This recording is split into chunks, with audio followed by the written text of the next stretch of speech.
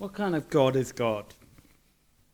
That's the question I want us to consider this morning. And I want to take you to a point this week, something that happened. Not in the news, at least, hopefully not, but something that happened in your life. And I'm going to make an assumption about you, and I'm sorry about that. And if it offends you, please do talk to me afterwards. But I'm going to assume that at some point this week, you sinned. You did something that displeased God. Now, you may even be here this morning and think you don't even believe in God. Well, if that's you, just run with me for a moment. Imagine there was a God and that you did something that displeased him. But I guess most of us here this morning believe there is a God, and we'll be able to think of a point this week where we did something that displeased him. And here's my question: what did you do next? What did you do next? When you realized that you had sinned, you had done something wrong, that you had offended God, what did you do? How did you respond to him?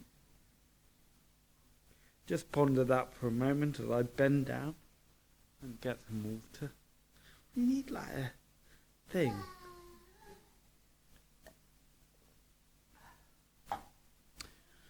Now let me try and help us to think about that with a slightly different story. Instead of God, imagine that you have a friend. Maybe you do have a friend, in which case you don't need to imagine, but if you don't have a friend, just imagine. And imagine that you've known this friend for a while, they're a close friend.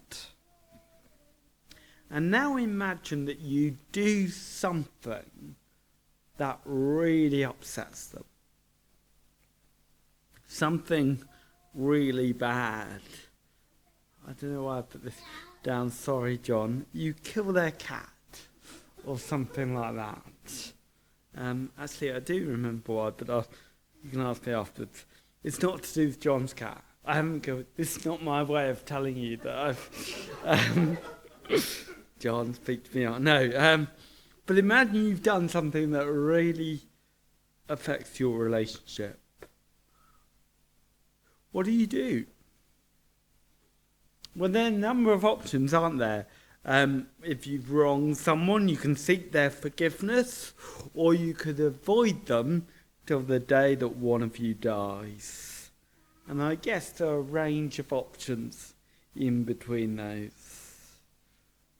And what you do will be determined by this question: what kind of person are they? If you approach them and acknowledge you're wrong, what kind of person are they? How might they respond? Are they a kind of one strike or you're out kind of friend, for whom there's no point trying to address the wrong? You know it's all too late now. Or are they the kind of friend who, no matter what you've done, they will always hear you out, and they may even forgive you? How you approach them will be affected by what kind of person they are. So now come back to the question I started with. You've sinned seriously against God. How will you approach him? Well, key to that question is, what kind of God is God? And I think we sometimes operate with different views of God. We sometimes operate as if God is mechanical. We saw an example of that in chapter 4 of 1 Samuel. Just carry the ark and you'll be fine. And when we do this, we think, well, I've done something to offend God, and if I do X, Y, and Z, I'll be fine because he's a machine. I put in the right stuff, I get out what I want. Or we feel we can't go to him because our whole relationship with God is based on we've done things to please God, and now I've sinned. He won't want me. He works in a mechanical way. I do good stuff for him and he's good to me. What kind of God is he? Or maybe he's just an angry God, so it doesn't matter. We've used up our last chance, so we've steered clear of him. How many times you met someone who've done something in their lives who's led to them just to flee from God? Not because they just can't imagine God would take them back. Well, in terms of sin, in terms of wronging God, you don't get much worse than how we left Israel last week. See, Israel as a country were formed by God, formed by his promise, by his love. And he rescued them from Egypt. He chose them as his people. And last week, they rejected his loving rule. Just look back to the previous chapter, chapter 8 verse 7, when God said to Samuel, and the Lord said to Samuel, obey the voice of the people in all that they say to you. For they have not rejected you, Samuel, but they have rejected me from being king over them. And the question is, where does that leave us? If Israel have said, we don't want God, we want a king like all the other nations, a God who's done so much for them, who's loved them, who's rescued them, who's formed them as a people, and they said, we don't want that. We want a king like everybody else. How will God respond? And of course that is formed by his nature. What kind of God is God? And when we all stand there, and with Israel it's worth us all asking, because we've all turned our backs at points in our life on God and his good rule. What kind of God is he?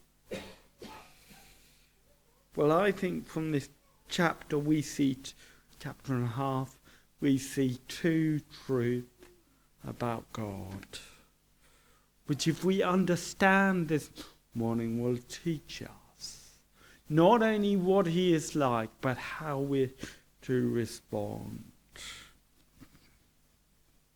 Israel have rejected God, and yet we see two truths, and the first is this: God is still at work.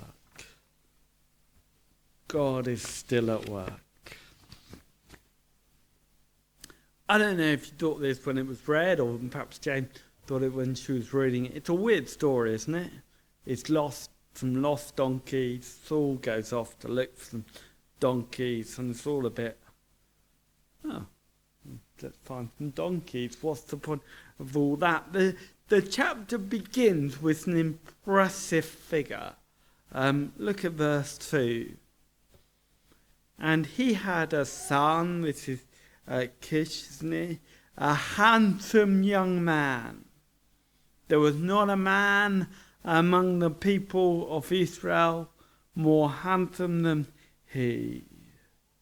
For his shoulders up, from his shoulders upwards, he was taller than any of the people. He's an impressive figure. He stands out literally above all the others, and he's a handsome man. And if you think back last week, what were they looking for? A king like all the other nations, a big, handsome and powerful king. Here's the man, isn't it? This is what you look for in a king. And yet we already know from chapter 8 that this choice is a rejection of God. And it's almost comical, like you've got this impressive figure.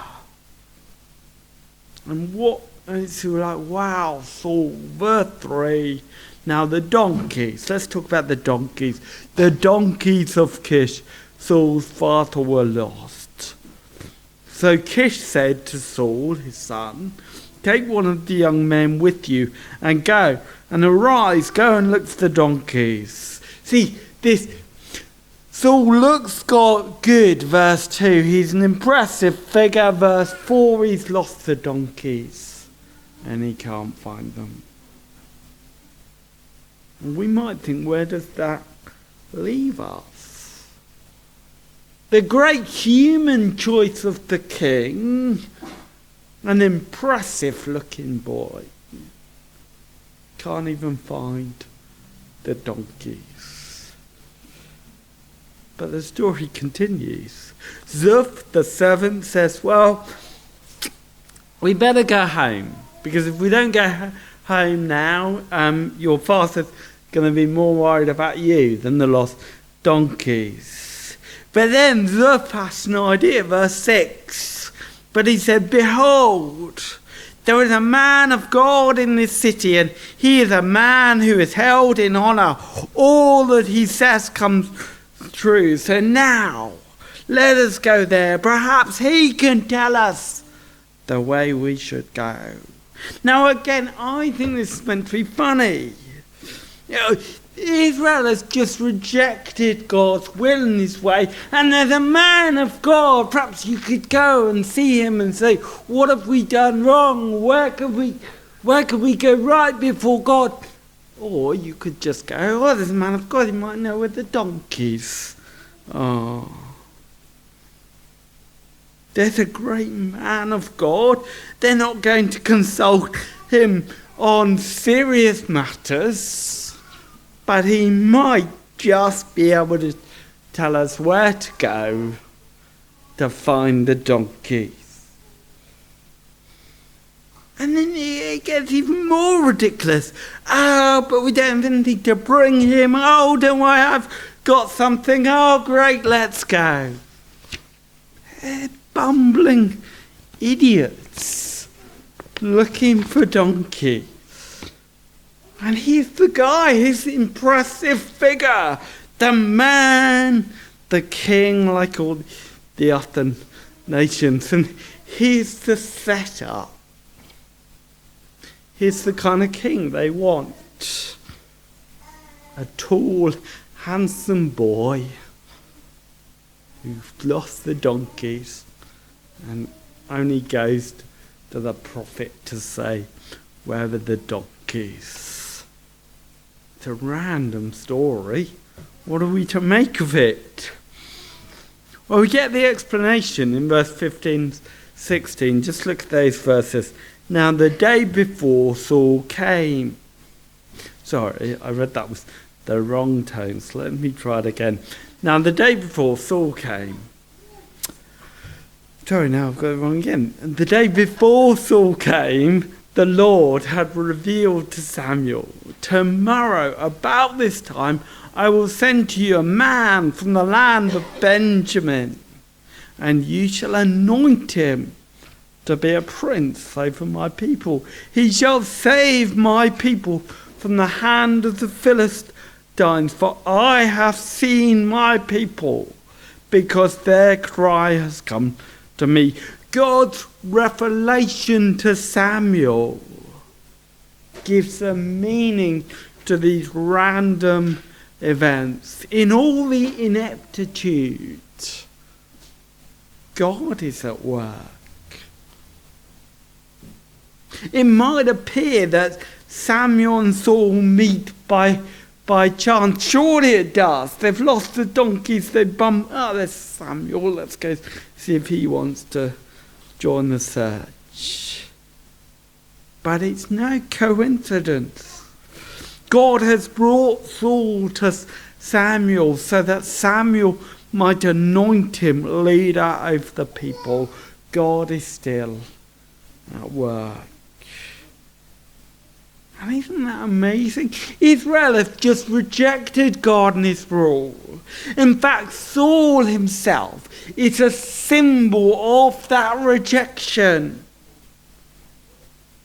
But in all the mess and confusion, God is at work to bring Saul to Samuel so that Saul can be anointed king. I mean, Israel deserve the story, don't they? Wandering with lost donkeys, that's the kind of thing they deserve. And yet what do they get in all this strange story? God providing them with a king who will rescue them. That's not to say what he's said in chapter 8 won't come true, it will. But even in this king, this hopeless king, this wrong king, he will rescue them. Israel have rejected God as their king, but he is still at work. He never lets go. Nothing throws him off his game. He doesn't take his eye off the ball. Whatever mess we find ourselves in, God is still at work. Even when God's people have rebelled against him, he continues to work. As I say, it's so easy to think that God works in mechanical ways. That we do stuff bad, and so God it does bad stuff to us, and that's the way he works. Or we have this ark and we carry it around, we'll all be fine.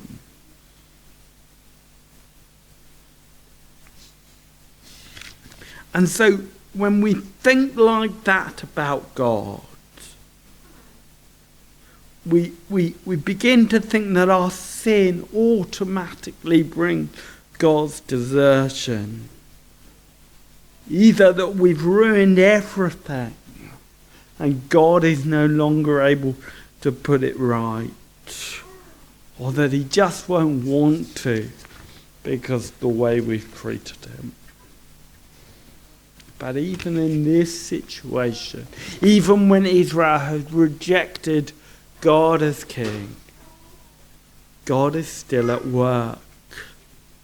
And that doesn't mean there are no consequences for our sin. We'll see as we go through 1 Samuel, there's massive consequences for Israel's sin.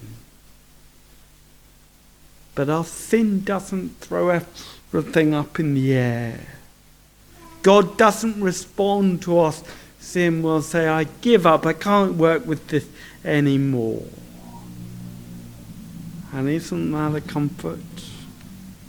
Even if you find yourself this morning in a situation entirely of your own making, entirely a consequence of your own sin, God is still at work. Not everything has gone wrong. You haven't put God off his game.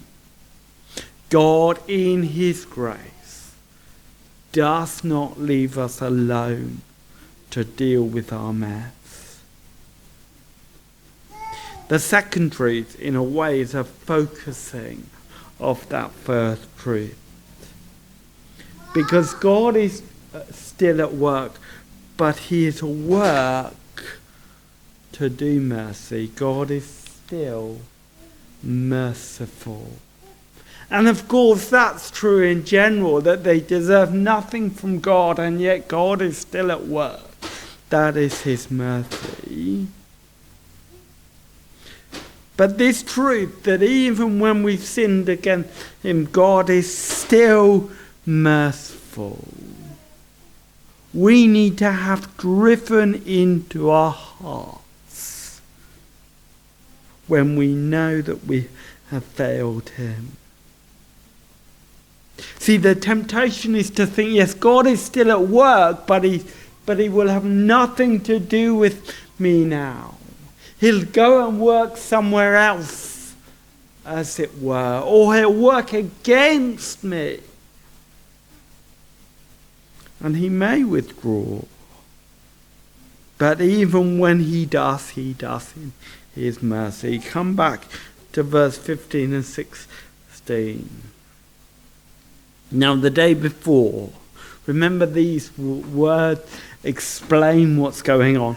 Now the day before Saul came, the Lord had revealed to Samuel, tomorrow, about this time, I will send you a man from the land of Benjamin, and you shall anoint him to be prince over my people Israel.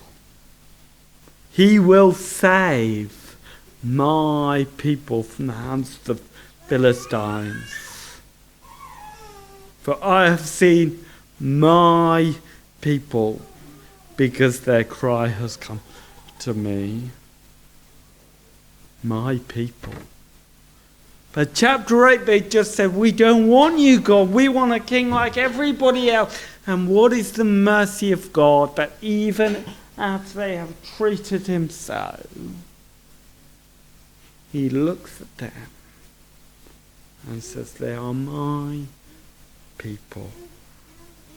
That last line echoes God's words to Israel when they were in Egypt, in slavery, when God's compassion went out to a people caught in slavery.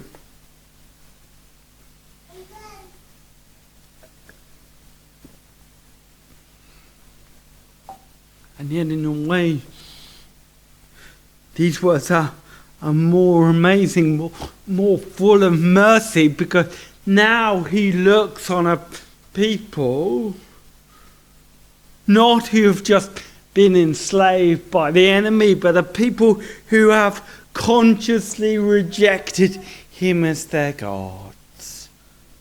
They've said, we don't want to be your people. And he looks upon them and says, they are my people. Such is his mercy, that God still sees them as his. And this leader,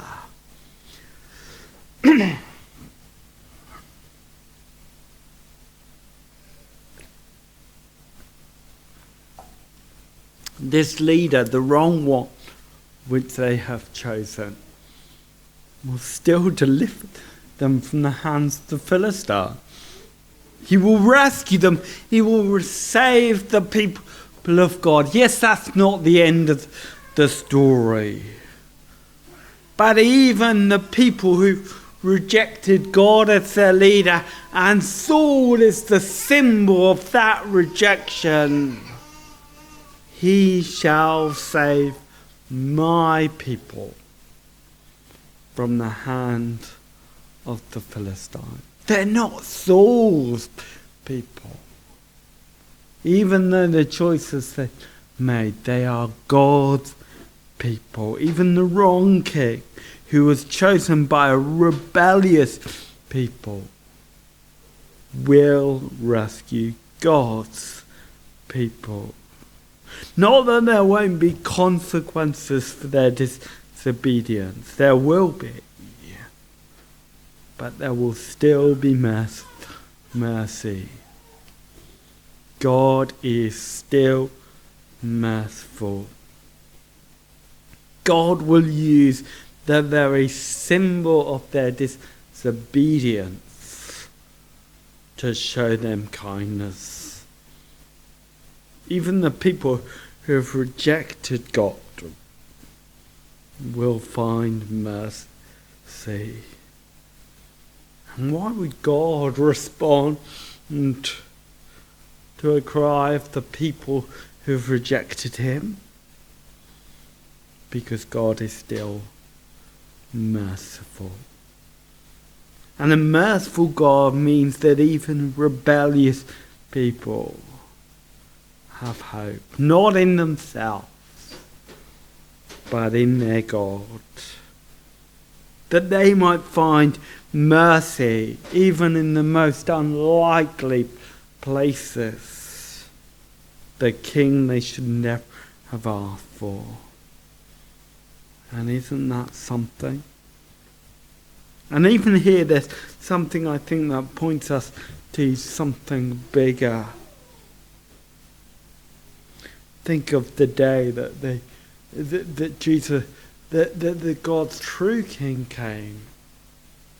Not the king given because they rejected God, but God made man who walked among them. And Luke 23. And when they came to the place that is the skull, there they crucified him, and the criminals, one on his right and on his left. The true king came and they rejected him, yet look what this king says. And Jesus said, Father, forgive them, for they know not what they do. And they cast lots to divide his garments. And think what they were doing here. Here was God's king, God's true king. Not a king like Saul, but one God had given them because of their Saul was a king that God had given them because of their disobedience. But here was God's true and right and holy and great king, God himself. And at the cross, God's people do worse than 1 Samuel 8. They reject this king. They string him up. They kill him. They nail him to the cross. And if we were there, we'd have done the same. And yet, as they reject him, what do they find? Father, forgive them, for they do not know what they're doing. They found that God was still merciful. They found that in their very rejection, there was mercy. As Jesus hung on the cross, rejected by all men, at his rejection, he offers mercy. And that darkest of days, when the people crucified God's king, God was still merciful. In fact, that day, as dark as it was, shone brighter than any other day with the mercy of God. And if he was full of mercy then, surely he is still full of mercy today. Even when everything has gone wrong, even when we've sinned against him, rejected him, God is still merciful. Just briefly in the next section of chapter 10, you see that. So chapter 10 verse 2, the donkeys, remember them? They're found. When you depart from me today, you will meet two men by Rachel's tomb in the territory of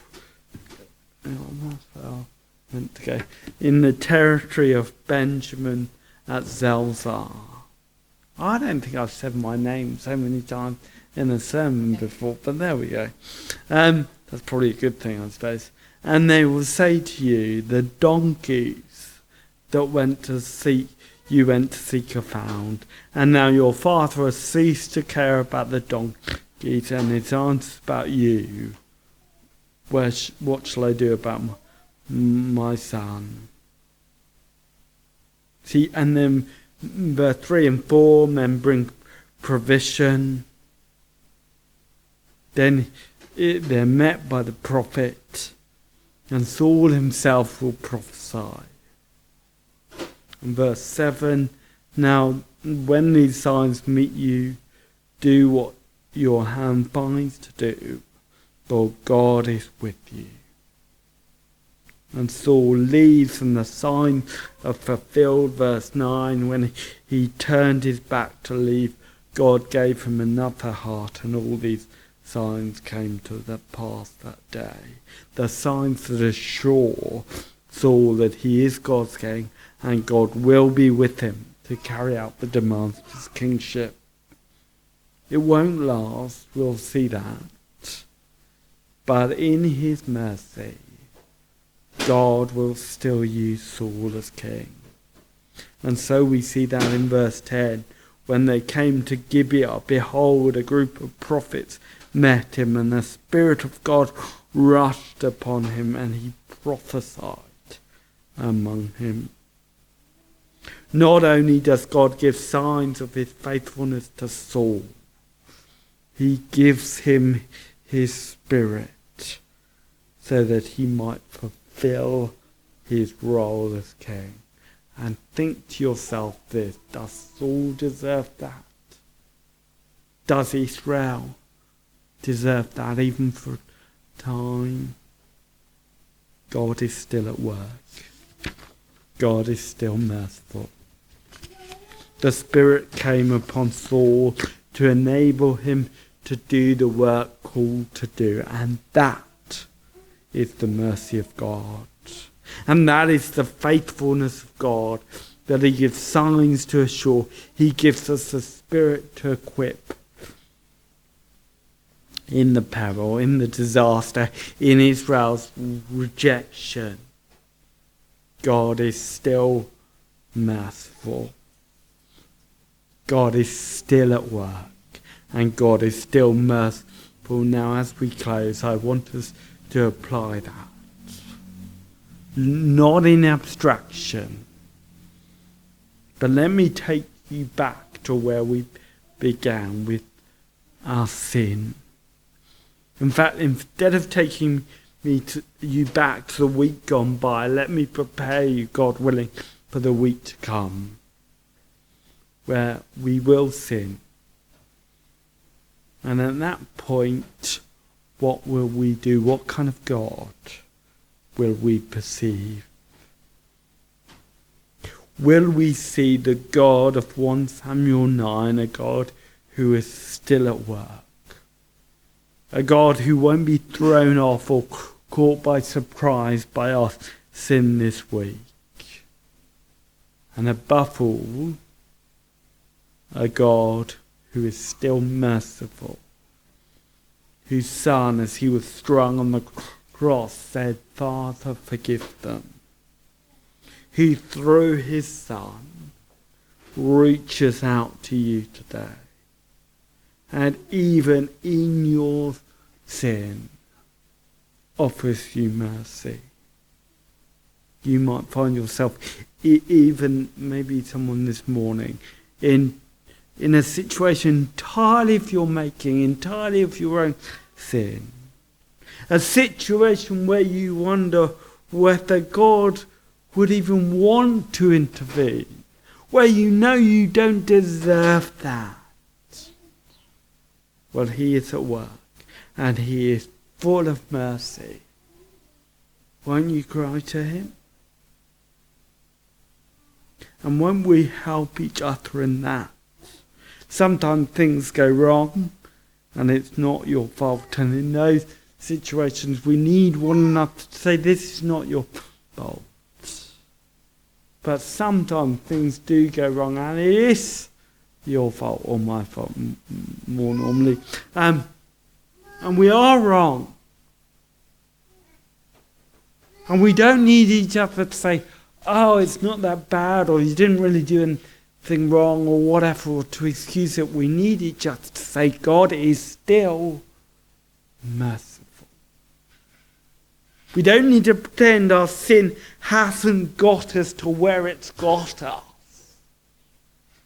We need to know that God, even when we find ourselves in our sin, is merciful.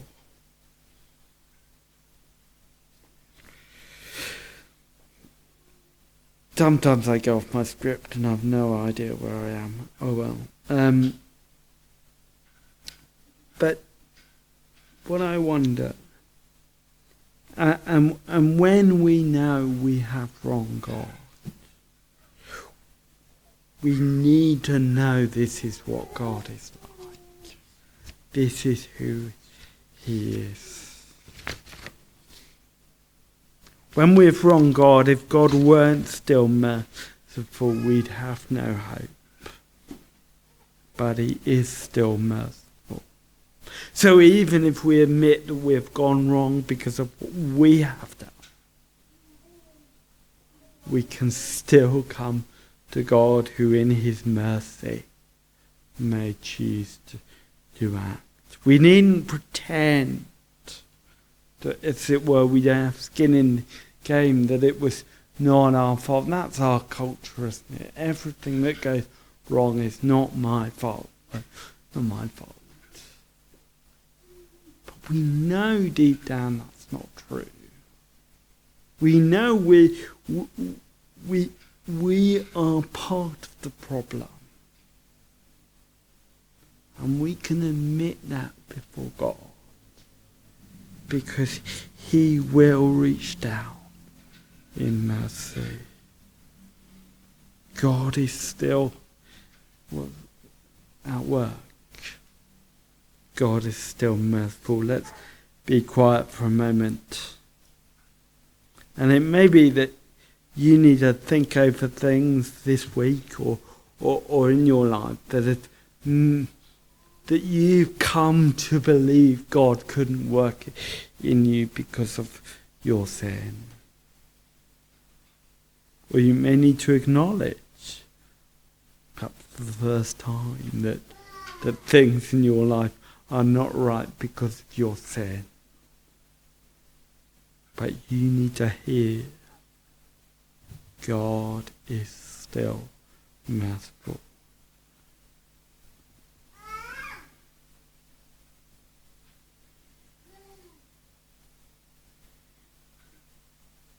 God of all power and authority, who rules and works in all things. And God who, in the gift of His Son, showed His mercy, reached down to us, we pray. Show us your mercy. Work in our lives. In Jesus' name. Amen.